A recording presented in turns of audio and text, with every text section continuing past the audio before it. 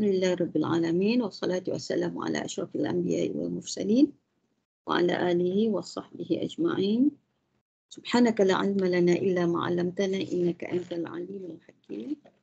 Rabbi shrah li sadri wa yassir li amri wahlul 'uqdatam min lisani yafqahu.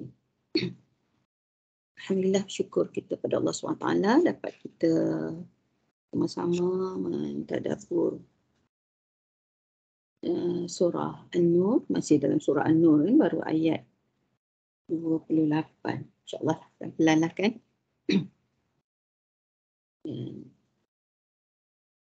Assalamualaikum warahmatullahi taala wabarakatuh. InsyaAllah kita sambung dalam di muka surat 366, penggan di bawah tu ayat 28. Ayat 28. Auzubillahi samii'il 'aliim minasyaitonir rajiim. Fa in lam tajidu fiha ahadan fala tadkhuluha hatta yu'dhana lakum. Jika kamu tidak menemui seorang pun di dalamnya, maka janganlah kamu masuk sebelum kamu mendapat izin. Ini hal nak masuk dalam rumah tu, ya. Masuk dalam apa? Kita bagi salam, tak nampak orang, tak dengar orang jawab salam. Jadi jangan masuk. Ya, jangan masuk.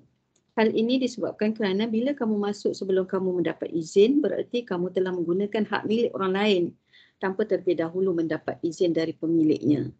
Bila ia berkehendak mengizinkan, bererti ia telah mengizinkan. Namun, bila ia menghendaki tidak mengizinkan, bererti hak miliknya tidak boleh digunakan. Ini macam barang lah kan. Kita nak guna barang orang tak bagi kebenaran, tak bagi keizinan, tak boleh ambil lah. Tidak halal lah bagi kita. Kan? Tidak halal bagi kita. Tidak boleh masuk dalam rumah tanpa izin. Tuan dia mungkin tak mengizinkan. Mungkin dia tidak bersedia. Mungkin dia belum bersedia. Jadi kalau belum bersedia, kita dah 3 kali bagi salam, kita balik jugalah. Kalau dia sedar masa kita panggil tu, dia akan panggil baliklah kita kan. Macam kisah apa, ada kisah apa Rasulullah pergi rumah sahabat kan. Sebalik, kemudian dia ikut, dia panggil balik. Wa in qila lakum irji'u farji'u wa azka lakum. Firman Allah SWT, dan jika dikatakan kepadamu, kembali sajalah, maka hendaklah kamu kembali. Itu lebih bersih bagimu. Wa azka lakum. Maknanya orang tu tak bagi masuk.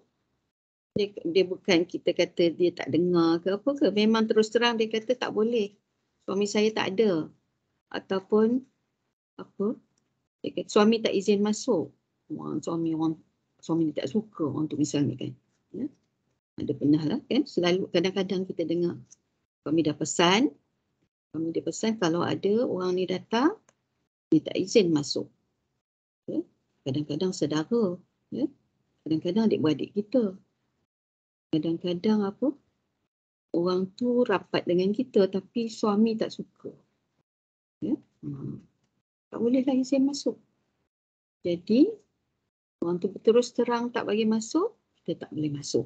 Maka hendaklah kamu kembali. Itu lebih bersih bagimu. Maksudnya, bila ia menolak, itu tidak mengizinkan kalian dari balik pintu. Maknanya dia di dalam lah. Dia tak keluar, bunyi suara je. Ya, tu nampak buka pintu sikit, belakang pintu dia cakap tak boleh masuk. Ya, tak nak bagi masuk kan. Atau dia cakap lah alasan dia, atau mungkin dia tak kata apa, cuma dia kata tak boleh masuk. Ya, tak nak buka pintu, tak nak bagi masuk. Baik sebelum meminta izin ataupun setelahnya.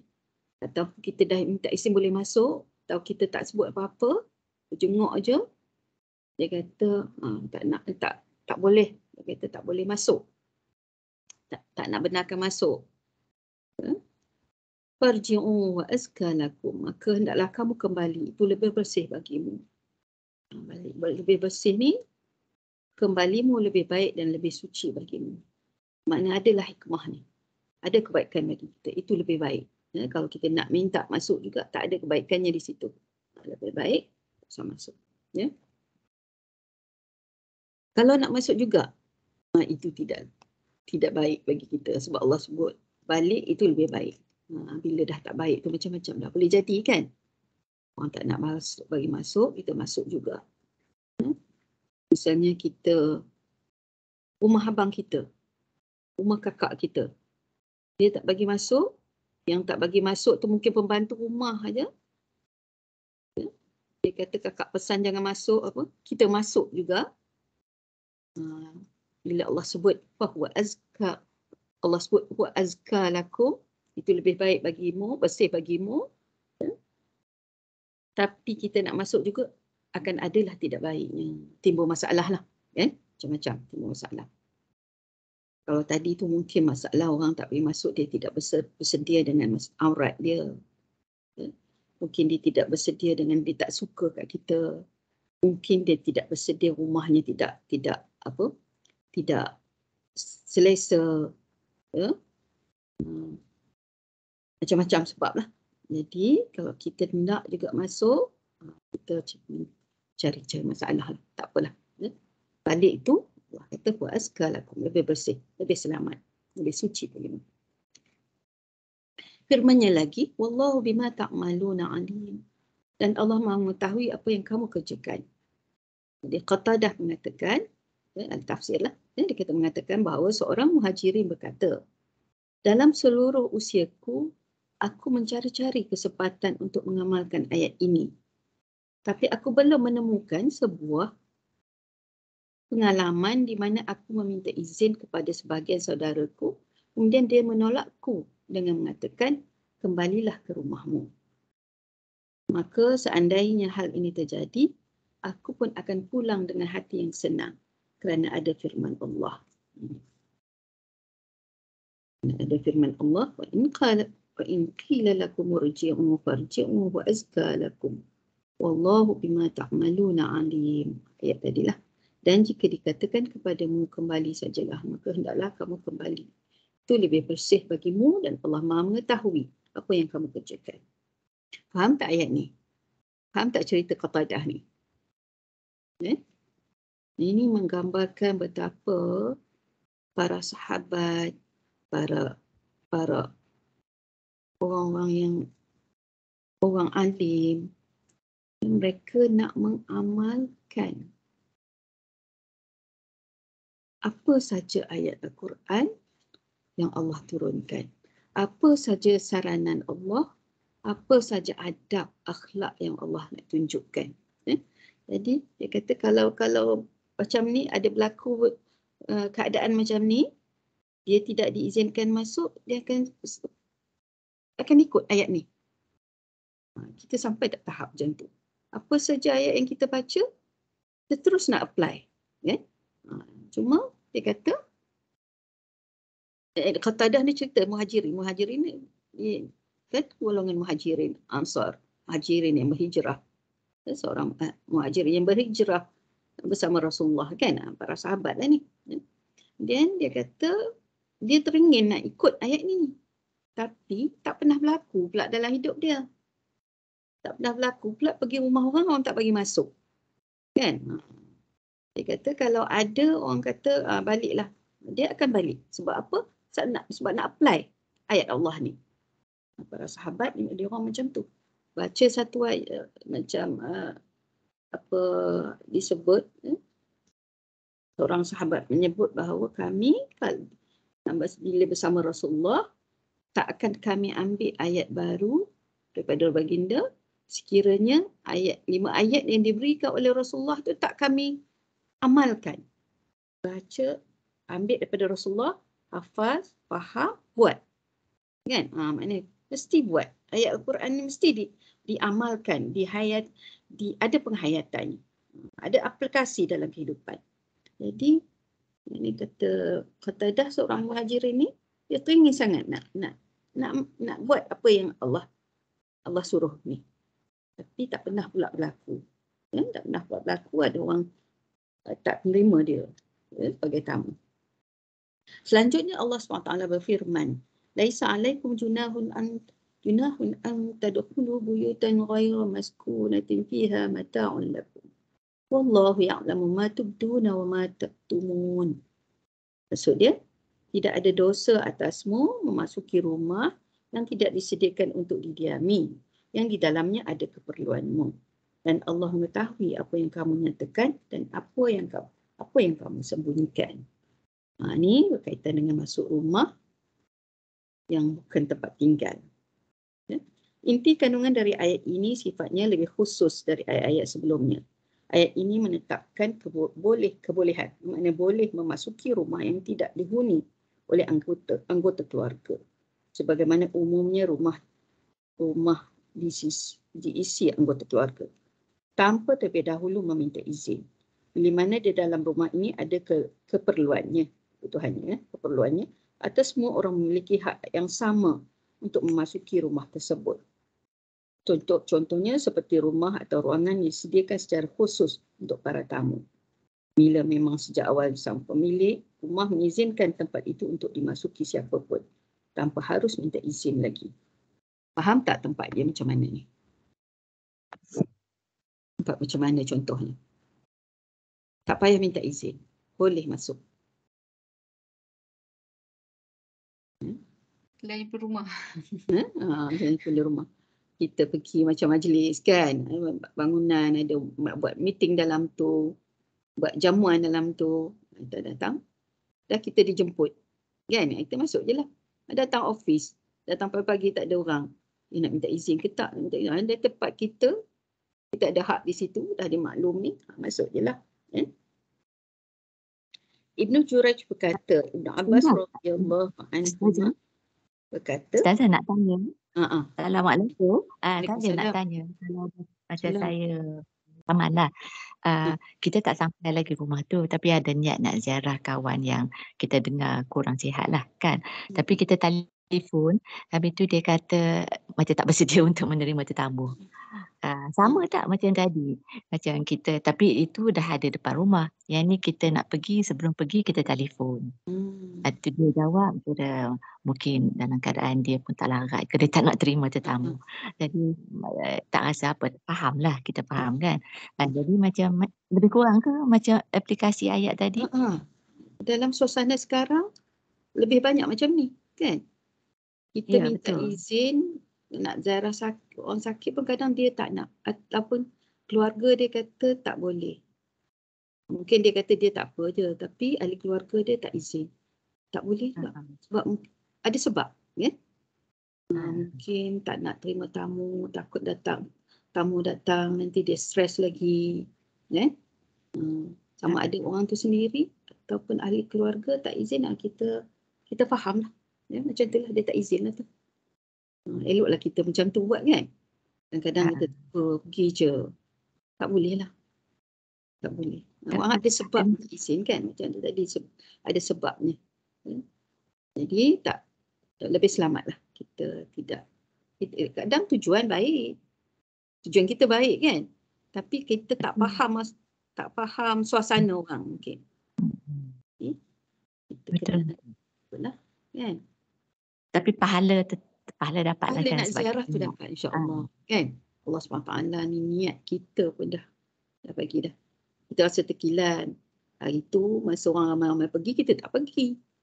Ini dah sampai saat dia tak benarkan siapa pergi, kita tak pergi. Jadi kita rasa terkilan mungkin kan, nak pergi juga.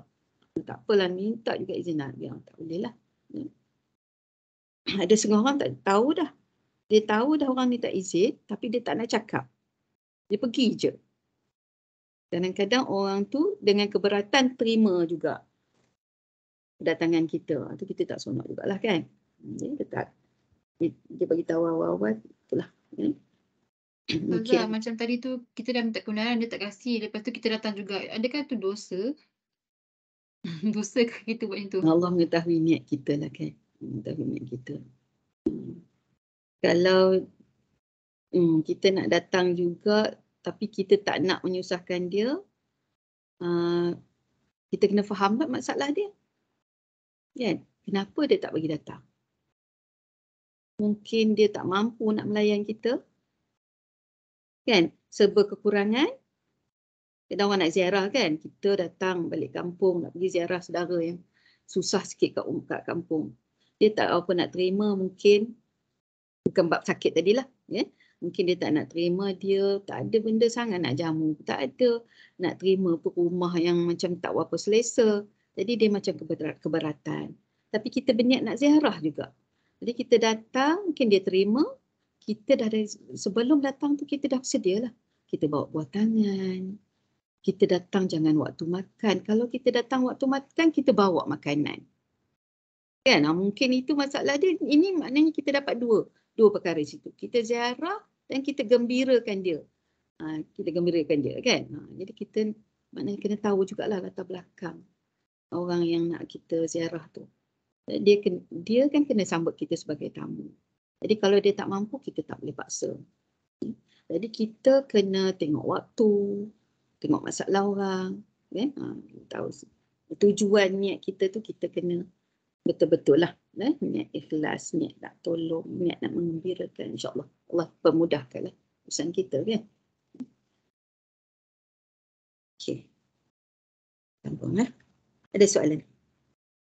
Sambung Ibnu Jurayj berkata, Ibnu Abbas radhiyallahu anhu berkata, firman Allah, wahai orang-orang yang beriman, janganlah kamu memasuki rumah yang bukan rumahmu sebelum minta izin yang tadilah. Minta izin dan beri salam kepada penghuninya. Ayat awal lah itu hingga akhir ayat. Ayat ini dinasah, dihapus dan dikecualikan dengan ayat setelahnya. Maknanya ayat ni maknanya dia datang ayat kemudian yang maksudnya tidak ada dosa atasmu masuki rumah yang tidak disediakan untuk didiami, yang di dalamnya ada keperluanmu. Pendapat yang sama juga diungkapkan pula oleh Ikrimah dan Hasan Al-Basri.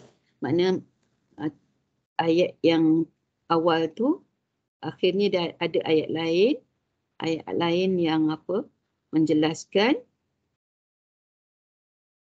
masuk ke dalam rumah, boleh masuk ke dalam rumah dengan tak minta izin, tapi maknanya rumah yang bukan rumah orang, ada orang di dalamnya kan. Ni ayat ni menasahkan maksud ayat yang kata tak boleh masuk tu. Jadi ayat yang berikut ini dia membolehkan dalam keadaan tertentu. Yang tadi tak boleh, tapi bukan tak secara mutlak tak boleh. Ada keadaan yang mana boleh masuk ke rumah sesuatu rumah tanpa izin. Iaitu rumah yang tidak didiami orang. Dan di dalamnya kita ada keperluan. Maknanya kalau kita faham ayat ni, mula kata tak boleh. Tak boleh tu dalam keadaan begitu. Kemudian boleh dalam keadaan yang lain pula.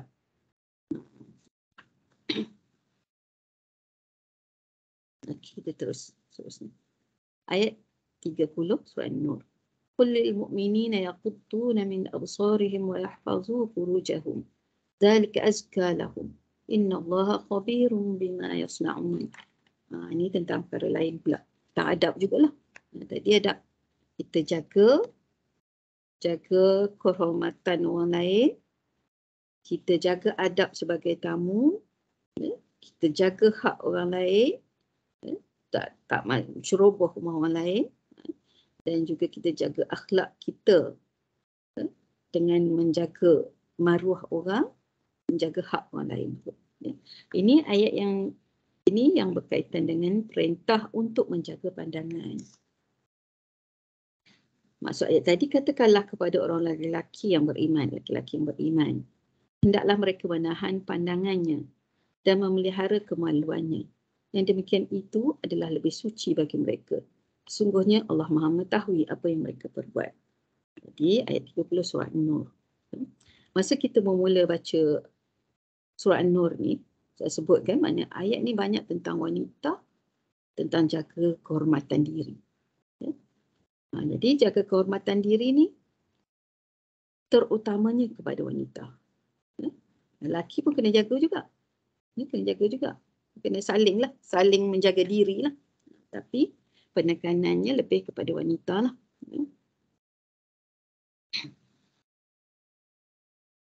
Dalam Ayat ni ayat untuk ni, lelaki lah Ustazah. Ayat ni untuk lelaki lah kan? ayat ni untuk lelaki pula. Ayat lelaki pula. Jadi dia berkaitan dengan perempuan juga. Perintah untuk menjaga pandangan. Ayat ini mengandungi perintah dari Allah kepada para hamba-Nya yang beriman agar mereka menjaga pandangan dari hal-hal yang diharamkan. Mereka jangan sekali-kali melihat kecuali hanya kepada sesuatu yang boleh dilihat. Mereka hendaknya menjaga pandangan mereka dari segala sesuatu yang berbau maksiat. Bila secara kebetulan mata mereka melihat sesuatu yang diharamkan secara tidak sengaja, maka hendaknya mereka cepat-cepat memalingkan pandangannya kepada objek lain yang tidak diharamkan memandangnya. Nampak benda maksiat terus ubah pandangan kita tu. Hal ini sesuai dengan hadis yang diriwayatkan oleh Imam Muslim di dalam kitabnya Sahih Muslim lah, dari Jarir bin Abdullah Al-Bajali radhiyallahu anhu. Ia berkata, aku bertanya kepada Nabi SAW tentang pandangan yang datang tiba-tiba dan tidak dilakukan dengan sengaja. Beliau memerintahkan aku agar segera memalingkan pandanganku. Tak sengaja pun kena paling pandangan. Ya? Sekali tu tak berdosa, tapi kali kedua tu tengok balik tu berdosa. Jadi Allah dah pesan melalui ayat ni kena jaga pandangan. Ya? Kena jaga, orang lelaki kena jaga pandangan. Perempuan disuruh tutup aurat. Suruh tutup aurat. Kan? Tutup aurat, ada orang sampaikan tutup muka. Sebab apa? Sebab bimbang fitnah. Jadi, orang lelaki disuruh terutamanya dia jaga pandangan dia. Kadang-kadang ada orang yang tidak menjaga diri, tak tutup aurat. Orang yang tak jaga mata, dia akan terbabas. Faham tak? Dia jaga pandangan tu yang pertama. Perempuan disuruh tutup aurat, orang lelaki pun disuruh tutup aurat, tapi jaga pandangan tu penting. Jaga pandangan penting. Kalau semua orang tutup aurat, tidak disuruh jaga pandangan, akan timbul juga masalah. Ya? Timbul masalah. Ada orang yang tak nak tutup. Ada orang yang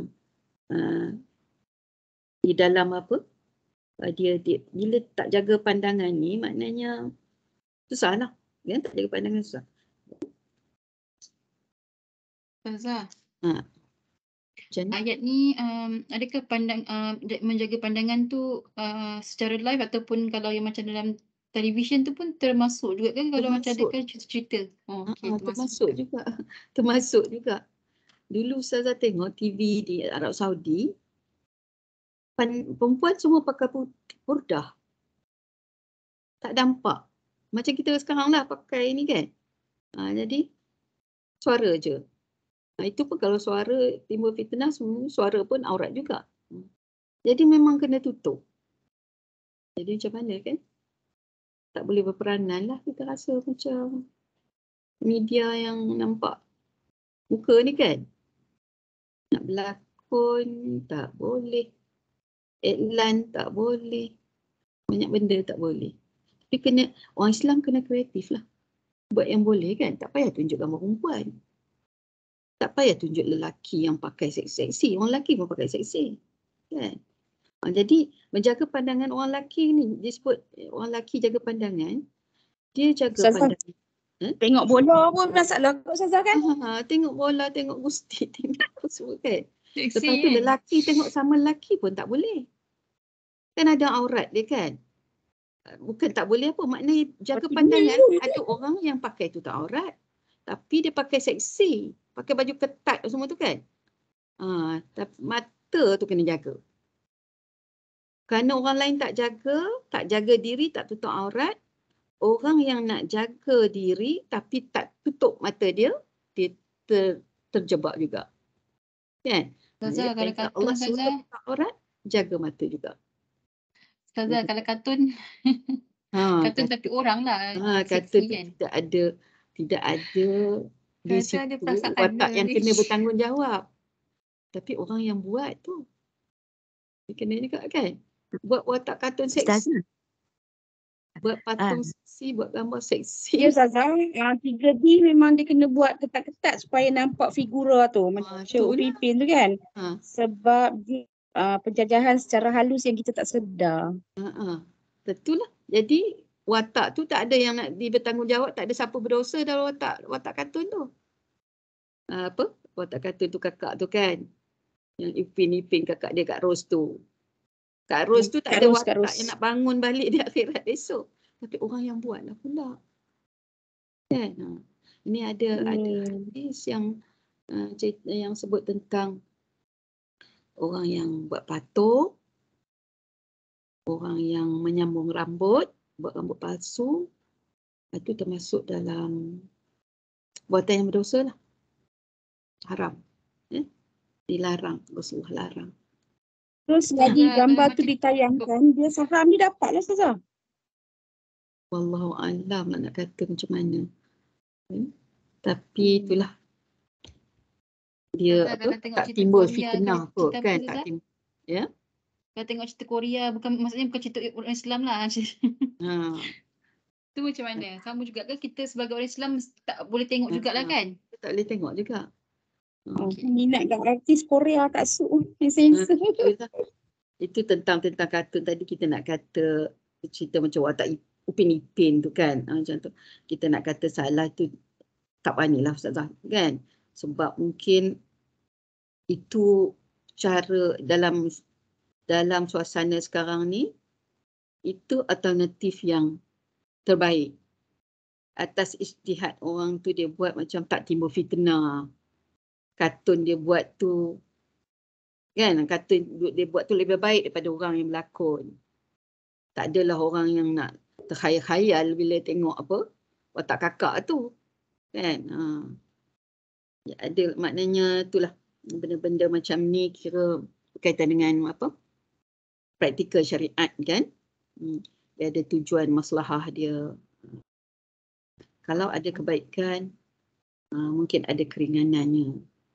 Contoh Ustazah, kalau macam dalam mesyuarat kan, even kalau mesyuarat dalaman, bos kita lah, kita selalu nampak dia laki-laki kan. Itu dalam mesyuarat, kita duduk, dia akan tanya macam update ke apa-apa kan. Kita akan tengok muka dia. Tak ada niat apa, tapi sebagai nak jawab soalan kan. Macam mana tu? Dia tengok dia tanya macam mana nak tunduk ke bawah kan. Selalunya kita jaga adab, jaga juga kan. Jatuhkan maruah orang tak boleh juga. Dalam ini jaga pandangan, kena jaga pandangan, mata dan hati.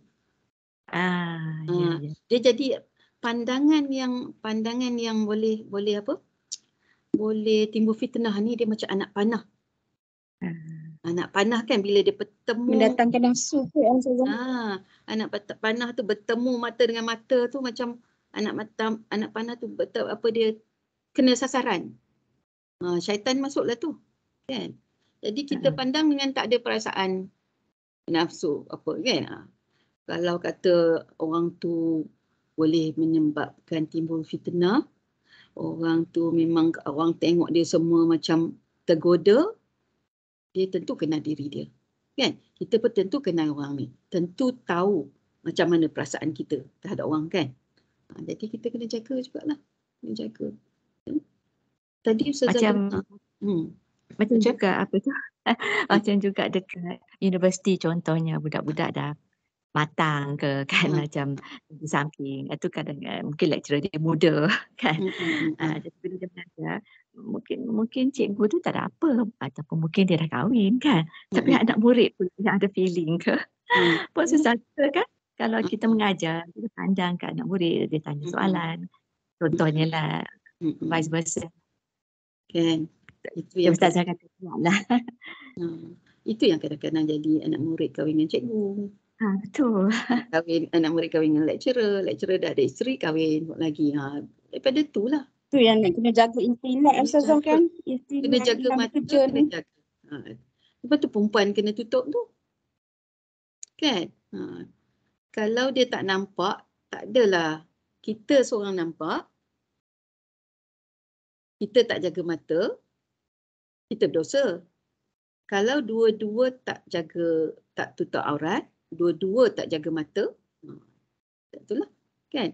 Orang lelaki tidak disuruh tutup tapi disuruh jaga mata dia. Kena, mata dengan hati ni yang lebih utama. Tutup aurat kena tutup aurat jugalah. Cuma tutup aurat ni bukan semua orang kena tutup muka. Orang tua tak payah, orang yang tak timbul fitnah tak payah tutup muka kan. Dalam keadaan tawaf tak payah tutup muka. Dalam keadaan solat tak payah tutup muka. Jadi itu maknanya ada waktu-waktu tak tutup. Tapi mata dalam apa keadaan pun kena jaga. Tadi Ustazah dengar tafsir surah Al-Qamar. Cerita kisah umat Nabi Lut. Umat Nabi Lut, kaum penduduk Sodom tu, kan dia orang suka sama lelaki kan? Gay lah. Lepas tu, sebelum Allah timpakan bencana, dia orang tu semua kena ditimpa hujan batu macam tu lah kan? Akhirnya dia semua mati, kena azab. Sebelum tu Allah butakan mata mereka. Allah butakan mata mereka kenapa? Kerana diorang ni tak boleh tengok orang anak muda, remaja yang handsome. Lelaki tak boleh tengok orang yang handsome macam tu. Lelaki suka kat orang lelaki juga. Mata dia tengok je dia suka. Suka anak ikan ni Ustazah. Dia panggil anak ikan. Jadi azab Allah tu kena kat mata dia. Kena kat mata. Kan? Itu tak semestinya perempuan lah. Dia tengok nafsu. Kadang-kadang kita tengok kadang-kadang ada orang ni, kenapa lelaki suka sama lelaki, perempuan suka sama perempuan? Kan? Ada pandangan mata, ada pandangan hati. Itu tak terlibat sangat dengan aurat. Kan? Dah lelaki sama lelaki, perempuan sama perempuan, batas aurat dia ada batasan yang tak batas lain kan, yang maknanya yang minimal. Boleh buka dah. Tapi kenapa timbul masalah juga? Mana kena jaga mata, kena jaga hati. Itu perasaan kan. Kita sambung ni. Dekat mana tadi? Ni. Termaktub dalam kitab As-Sahih dari Abu Sa'id, ia berkata Rasulullah SAW bersabda, "Iyyakum wal julus 'ala turqat." Turuqat ni jalan-jalan. Dia punya plural, singular ya. At-tariq. Maksud dia jauhi duduk di pinggir jalan. Para sahabat bertanya, "Wahai Rasulullah SAW, bagaimana jika kami mesti memiliki tempat seperti itu untuk bercakap-cakap?" Faham tak? Rasulullah SAW bersabda, "In abaitum fa'atu tariq haqqah." Jika kalian keberatan melakukan itu, maka berilah hak kepada jalan yang kamu duduki. Ni kisah orang duk lepak-lepak ni. Okay? Lepak di kursi dekat shopping mall. Dekat tempat orang lalu lalang, dekat macam dulu Ustazah masa kerja dulu ada tempat kita nak punch card kan, punch in punch out tu ada kursi-kursi, orang duduk-duduk kat situ nak tunggu masa nak balik. Jadi itu tempat orang lalu lalang, lepak-lepak kat tepi tembok tepi jalan ni lah, maknanya tempat laluan orang. Jadi Rasulullah larang duduk situ sebab timbul masalah. Jika kalian keberatan melakukannya itu, maka berilah hak kepada jalan yang kamu duduki. Mereka bertanya, apakah bentuk dari hak jalan wahai Rasulullah? Baginda menjawab, Ghaddul basar, wa kafful adha, wa raddus salam, wal amru bil ma'ruf, wan nahyu 'anil munkar. Ada berapa di situ?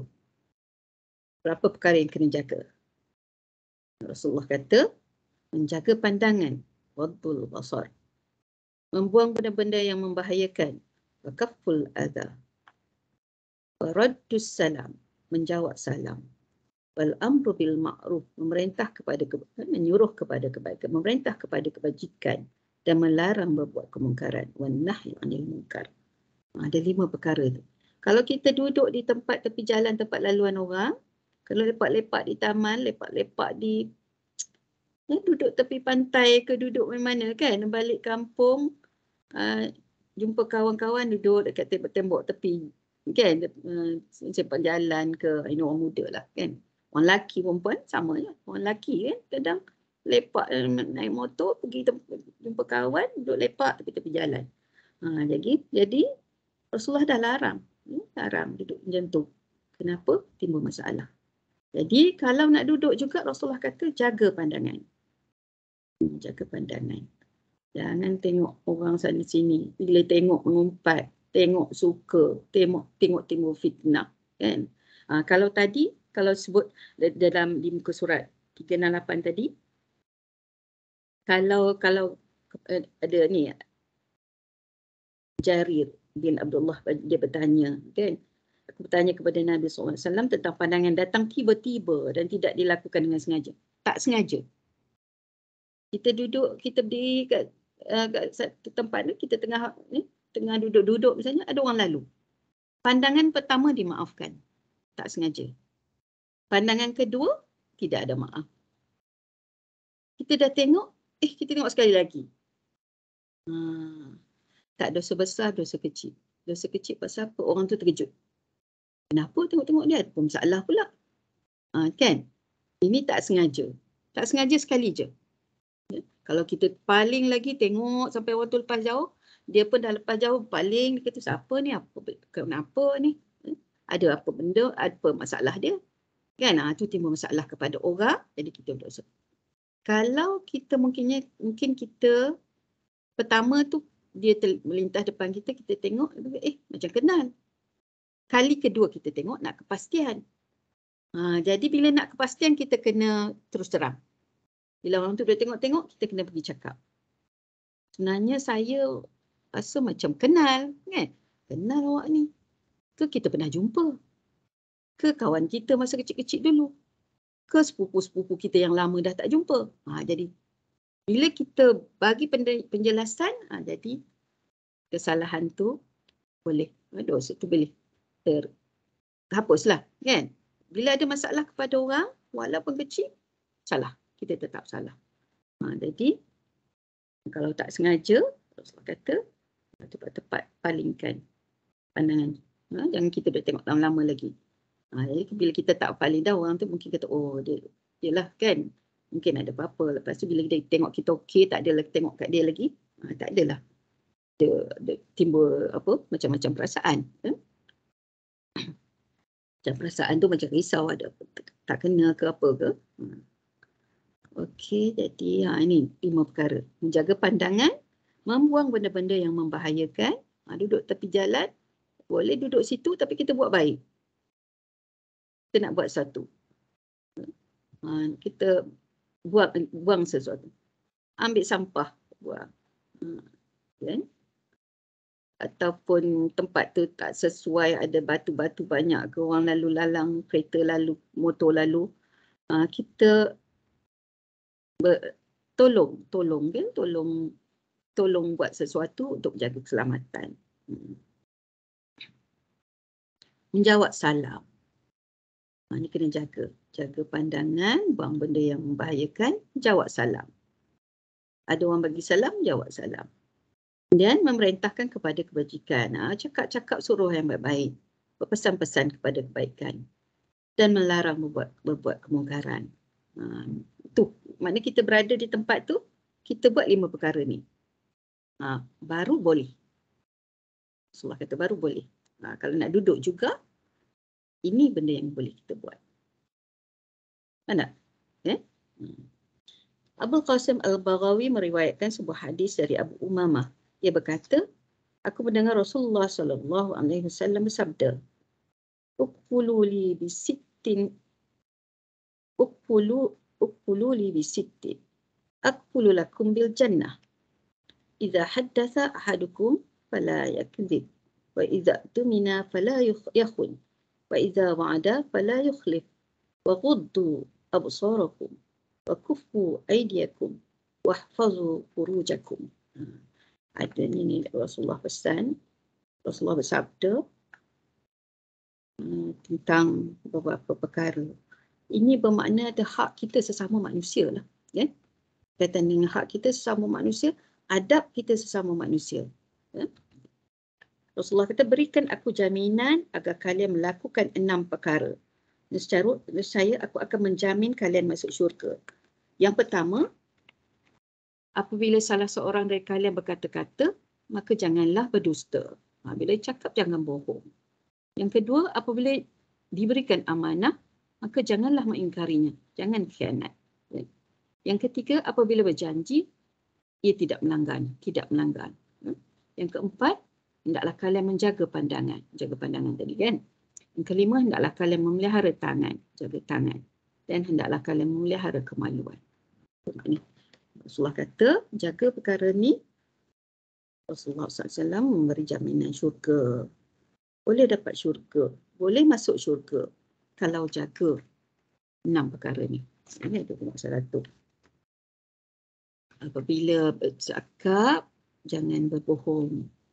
Orang yang suka berbohong, dia dah macam dah ada cop kat dahi dia. Orang tak percaya dah. Sebab orang dia ni selalu sangat bohong kan. Jadi orang tak percaya dah. Jadi bercakap jangan berdusta. Walaupun benda kecil. Walaupun benda kecil, bohong tu tak bohong lah. Tak ada sebenarnya bohong-bohong sunat. Bohong yang diharuskan kerana terpaksa. Kan? Terpaksa bohong sebab orang ni nak dibunuh. Jadi pembunuh ni datang. Dia sembunyi di rumah kita, tiba-tiba yang nak membunuh ni datang. Jadi kita terpaksa berbohong.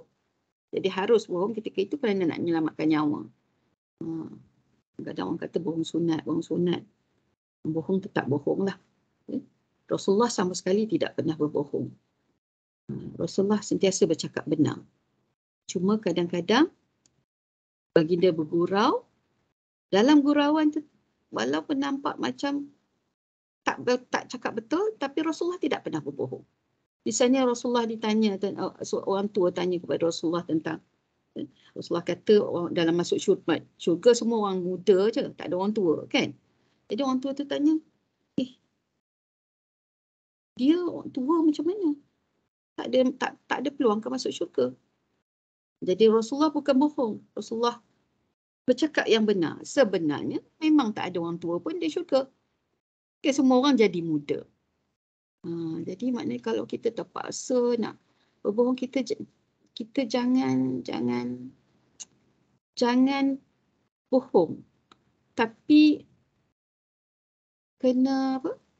Helah ni untuk menyelamatkan, jangan sampai menipu lah. Kita tak jawab terus terang. Faham tak? Tak jawab terus terang. Sebab bila jawab terus terang mungkin akan ada unsur pendustaan, kita tak jawab terus terang.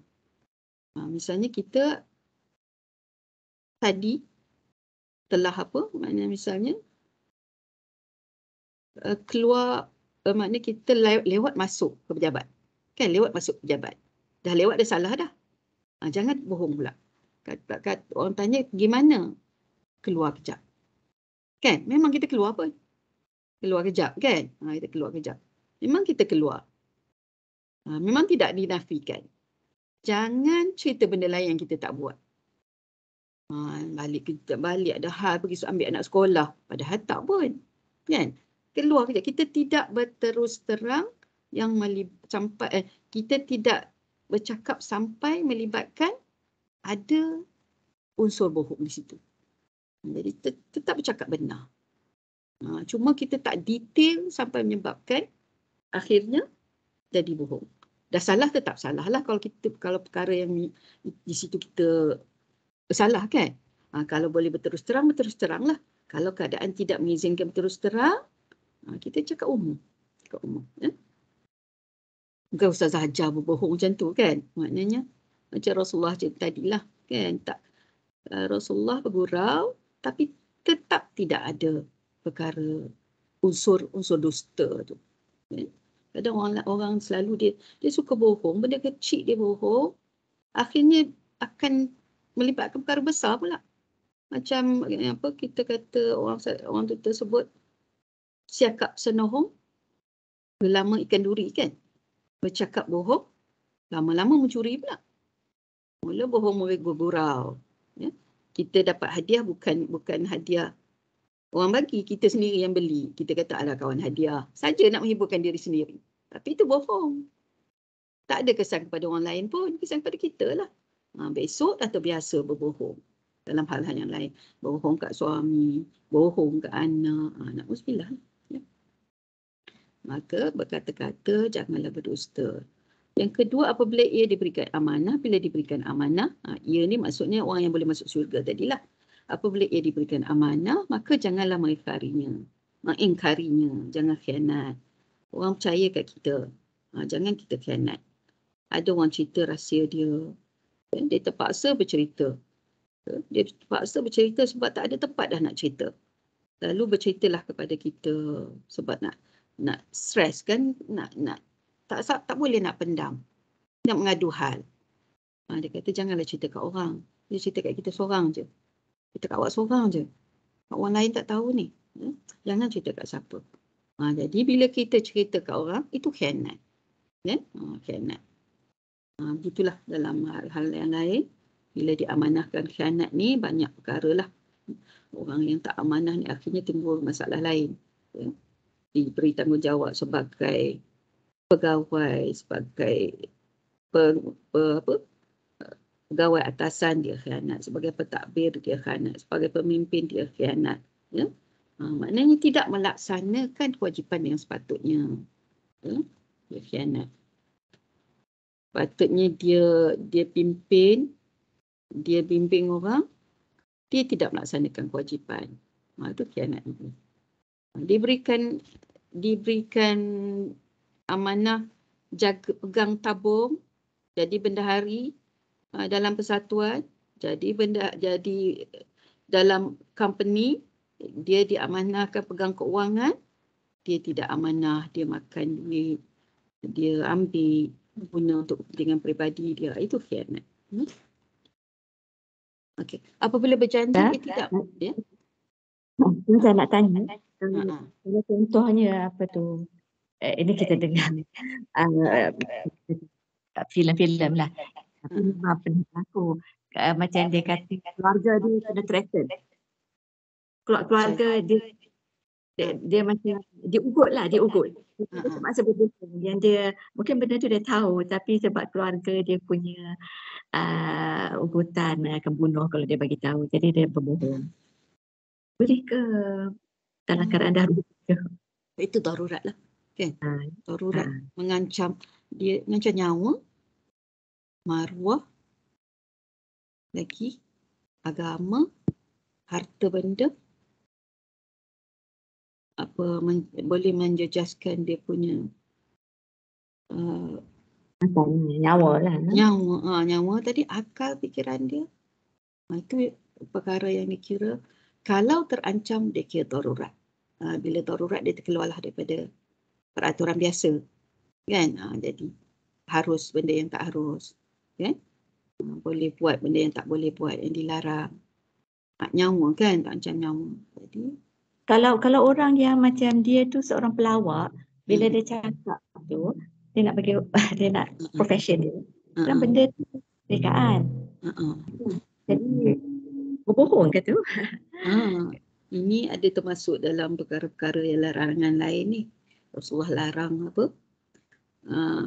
Buat sesuatu nak bagi orang ketawa. Sama ada dia bermain-main, mempermainkan orang, ataupun dia membodoh-bodohkan orang, ataupun dia berdusta, ataupun dia buat suatu perkara tu berlebih-lebihan, nak menarik perhatian orang, nak orang gelak, itu termasuk larangan jugalah. Ayah dulu benda tak boleh jadilah seorang pelawak, maknanya dia profession tu. Itulah nak kata macam mana kan. Kalau ikut asal tu, mereka reka sesuatu untuk buat orang ketawa pun dah satu larangan dah. Reka cerita nak bagi orang seronok. Orang pun seronok, gelak kan. Benda tu tak ada pun. Ini sekarang memang orang reka macam-macam lah kan. Pelawak sekarang ni kaya. Kita kata tak boleh lagi orang marah lah pula. Tapi memanglah. ada hadis-hadis yang melarang kita nak buat, kita nak bagi orang seronok dengan nak bagi orang ketawa sampai kadang-kadang melibatkan perkara-perkara yang dilarang. Baik. Kau macam mana, Allah alam lah. Zaman akhir zaman ni macam-macam benda yang yang kata tak boleh tu yang orang suka. Kalau kita fikir balik kan, duk tengok lawak-lawak tu, apa manfaat yang kita dapat? Kita rasa terhibur, rasa seronok, lepas tu kita lupa sebenarnya itu menjatuhkan maruah orang. Itu sebenarnya membuka keaiban orang. Itu sebenarnya lakonan yang tak ada manfaat pun.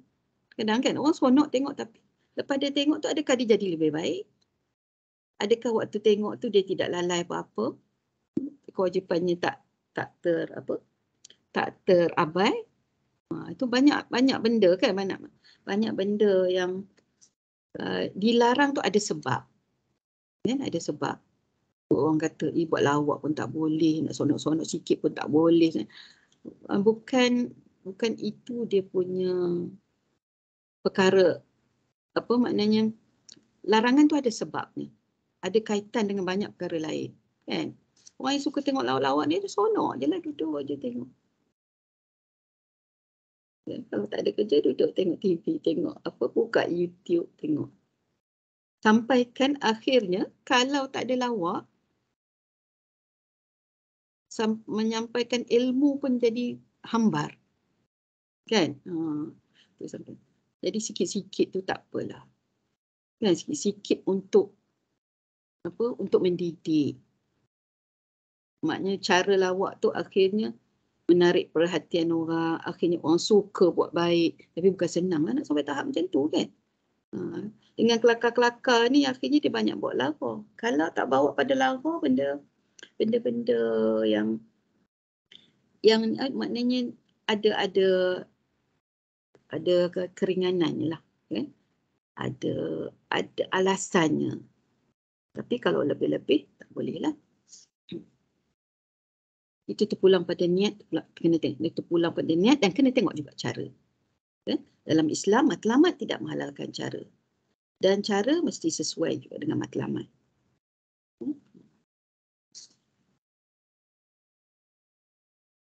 Kita sambung lagi, dan berjanji tidak melanggarnya, janji tidak mungkir janji. Ada orang asal janji je mungkir sebab dia keberatan dah awal tu.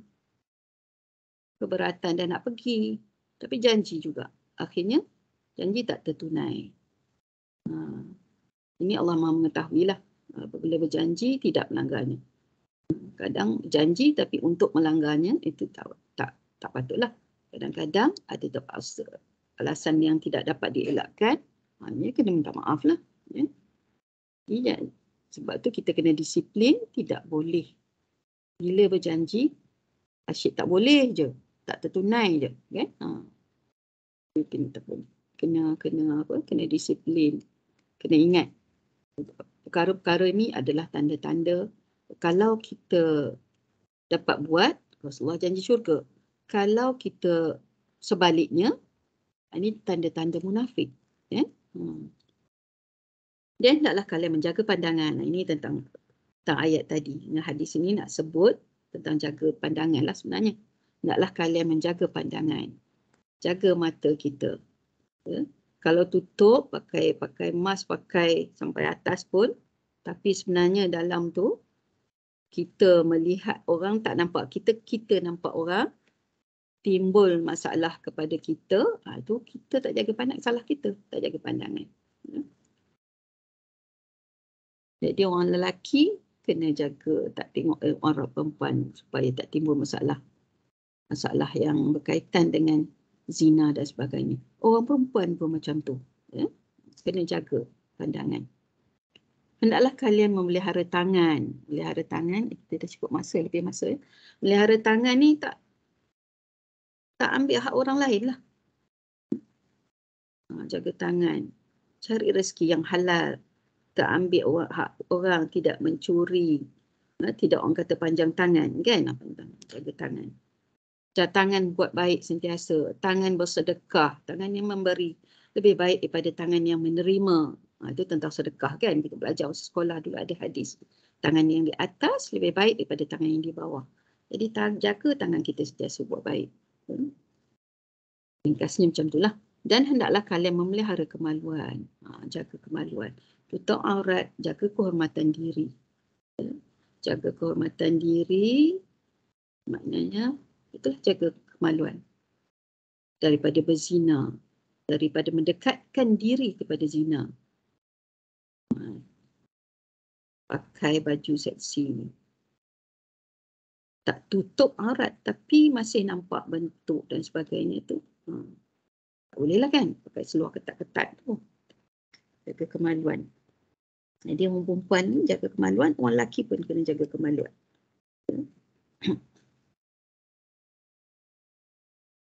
Sikit ya, dah pukul 2 lebih sikit Ustaz nak habiskan ayat ni. Ke macam mana setakat ni ya? Setakat ni lah. Ya? Jadi kita berhenti setakat ni lah. Hadis ni, ayat di bawah ni sebenarnya ada kaitan juga tapi masa dah tidak mengizinkan. InsyaAllah kita sambung. Akan datang lah. Ya. Ada apa-apa nak tanya tak sebelum tu? Ustazah. Tak ni lah kan? Ya. Jadi kita jagalah. Semua ni berkaitan dengan diri kita. Semua. Ada 6 perkara. Ada 5 perkara larangan. Jadi 5 perkara boleh buat. 5 perkara yang perlu kita tinggalkan kalau nak dapat syurga Allah. Kita kalau minta syurga Firdaus kan. Jadi hari tu kita dalam masa kita tadabbur surah Al-Ma'idah tu ada. Al-Ma'idah. Ali Imran tu ada.